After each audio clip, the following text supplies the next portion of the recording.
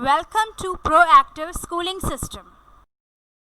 Hello kids, how are you all? I hope you all are very well. So kids, today I bring for you another interesting creative writing. Yes, creative writing is about on Parrot. Before starting our creative writing, first see this amazing video.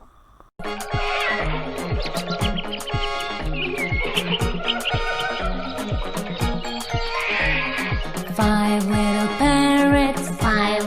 parrots, standing in a row, all wearing shirts, along with a bow, Hey, five little parrots, standing in a row, all wearing shirts, along with a bow. Say, Five little parrots standing in a row, all wearing shirts along with a bow. So kids, did you like this video? I hope you liked it a lot. So let's move towards to learn creative writing, which is about on Parrot. Number 1. Parrot is a pet animal. Parrot is a pet animal. Number 2. Its color is green. Its color is green.